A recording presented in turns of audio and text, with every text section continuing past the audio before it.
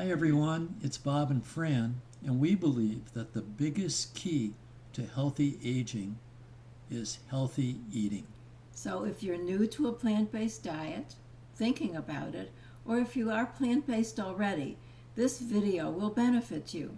It's all about how we shop for food, and it's packed with tips and ideas that we would like to share with you. It all starts with intention. That is to shop for lots of fruits and vegetables and whole grains instead of buying any meat, poultry, eggs, dairy products, and highly processed foods. So we've made a list of items that we're going to go through one at a time. And so I would advise you, if you can, to take some notes or replay this video, but try to nail down as many as you can, and hopefully you'll implement them and you'll find them very useful. So the first one says eliminate whites. And so I remember that in our book we talked a little bit about keeping the whites out of sight. So what does that mean exactly? Well, we're referring to bread, rice, flour, sugar, and salt. They're all white. And they're all refined and don't have much of any nutritional value. So we say to keep the white out of sight and instead buy only whole grain, high fiber foods. Whole wheat bread, brown rice, whole wheat flour, sugar. Refined sugar is not good for you, but there are other alternatives that are much healthier. And of course, salt we say use very sparingly, if at all. And when you do use it, we recommend Himalayan sea salt because that has some nutrients in it as opposed to refined salt. Refined salt would be like common just plain old table white salt that you see in a restaurant. Yeah. So you mentioned whole grains, and so with regard to whole grains, doesn't whole grains kind of relate to high fiber? Absolutely. There are so many contradictory thoughts out there about carbohydrates. Carbohydrates are really good for you if you choose high fiber carbs, because like for us, we eat a lot of food and we do not gain weight because we're eating high fiber whole grain carbs. So that's the best kind for you.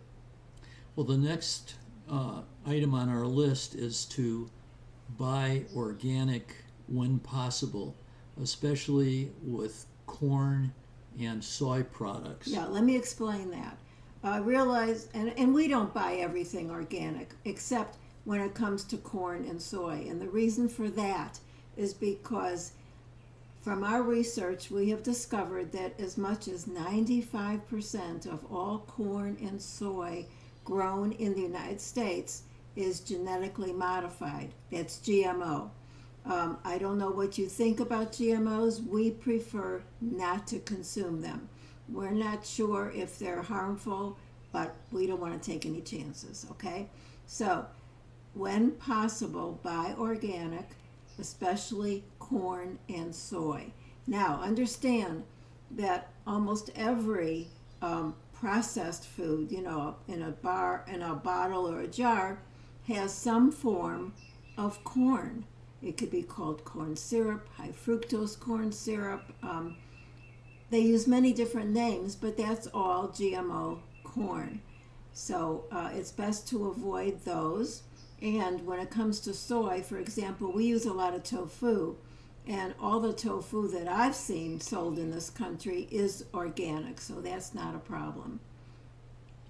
So moving on with our list, we talk about reading food labels. Yeah, I got to share this one with you. I always say, what the front gives you, the back takes away. For example, many times on the front of a bottle or a jar or a box, it'll say natural, low fat. It sounds like it's really healthy, but look at the ingredients on the back. That's what counts. Here's what I suggest you look for on labels. Whenever possible, look for the V which is vegan, the vegan logo. You may see it'll say non-GMO verified, which is usually a little butterfly. Look for whole grain as opposed to light or natural or multigrain. Those really don't mean anything. Yeah. Again, look for organic, especially soy and corn. What about like cans of food? Okay. Until recently, there were really, the thing that I'm most concerned about is tomatoes, because tomatoes are very acidic. And so I used to buy my tomatoes either in a box or a glass jar. When you couldn't get fresh. Yeah, or I wasn't using fresh for a particular recipe. But now a lot of tomatoes are being canned in non-BPA lined cans. That BPA is a chemical that you want to avoid because the acid from tomatoes makes that leach into the food. So does it say It says non-BPA right on the can. Okay, yes. Great. Okay. So, and again, avoid being fooled by words like light, natural, multigrain, low fat. That's often false marketing. so the first thing I know, I've been shopping with you. Fran does most all of the shopping, but I tag along here and there, and I see that you every time you pick up a can or something, you're always looking at the label first. Yes, absolutely. I think that's a really good idea. Another thing that I have learned is that when you find a product that you like and the ingredients look satisfactory, and you continue to buy that product over time, every now and then look at the label again. I have found that sometimes the ingredients change. So you pretty much have to be your own detective, okay? So let's move on to another thing we should avoid, and that's called Can you pronounce it? casein. Casein. That's spelled Casein. So I know a little bit about casein, but Fran knows a lot more. Casein is found in dairy products, especially in cheese. Cheese, of course, you know that all dairy products, we're talking about, we're the only animals on the planet that I know of that drink the milk of another animal. And so we found that dairy products are really not healthy. And of course, being whole food plant-based, we don't consume any dairy products anymore. But so many people have trouble giving up cheese when they go plant-based. And the reason for this is because when the cheese is being made, the water is being removed from it to make it more dense, and the casein is more powerful, it's stronger, it's extremely addictive. And so that's why we say to avoid casein, because we feel that it's harmful and very addictive. So the next thing on our list, it says, go a little nutty. Well, we're always a little nutty. So when we say go a little nutty, we mean to eat whole, nuts and seeds that are raw, like sunflower seeds, pumpkin seeds, walnuts, pecans, almonds, but eat them sparingly. And especially if you have a heart problem, you would want to avoid eating nuts because they do have fat in them. But it's a healthy fat because you're getting fiber with them. We also recommend that you buy legumes and lots of beans. Now, I know most people like to buy raw beans and cook them, but we tend to go the easier route, and I buy organic canned beans, which I drain and rinse before using. Mm-hmm. So you get a little bean crazy and a little nutty at the same time. And so let's talk about the elephant in the room, which is FAT. Okay. Fat. That's why we don't eat animals. We don't use oil. Right. Okay. We always thought we were eating really healthy, but I was using quite a bit of olive oil for cooking, for salad dressing, and had no idea that it was in any way harmful. But oil is the most condensed form of calories with the least amount of nutritional value, and especially bad if you do have a heart condition. So we stopped using oil, about 2-3 years ago. Yeah. We don't miss it. Don't miss it, but even though neither of us had a weight problem, we each lost about 10 pounds without eating less food, because oil is such a high calorie food, if you want to even call it a food.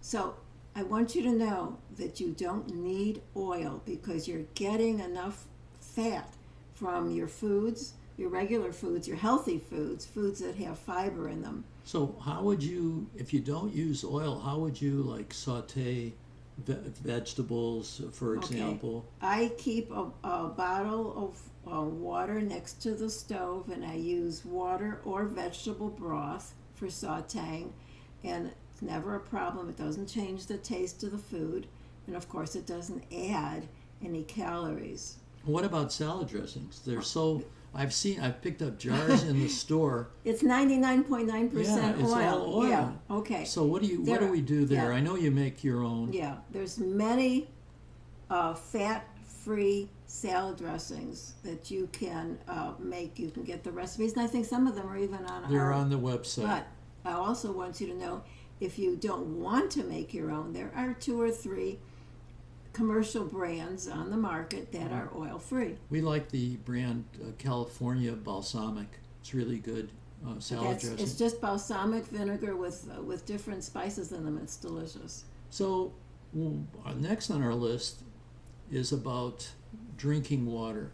So if you go to a supermarket, which I do here and there, I see in an aisle, maybe half of a whole aisle full of bottled water. Plastic bottled water. And so I want to tell you, not to steal Fran's thunder here, but I strongly urge you to consider eliminating buying any of that water in clear plastic bottles. I don't think the water's that great, and I think it's dangerous. Those trucks have been in the sun, and the sun is it leaches the chemicals from the plastic, and it's just really something to avoid. We also suggest, talking about water, if you can drink water that contains no fluoride, that's the best way to go. We actually use a water filtering system ourselves. It's kind of a tabletop system to eliminate fluoride. Yeah, just as a point of information, if you have a refrigerator with a water filter, that doesn't remove fluoride. So you need to go to reverse osmosis. And that's what we did. So another thing, I said about half the aisle was water bottles. The other half was like soda pop, and in cans and in bottles. Soda pop is one of the worst things you can drink.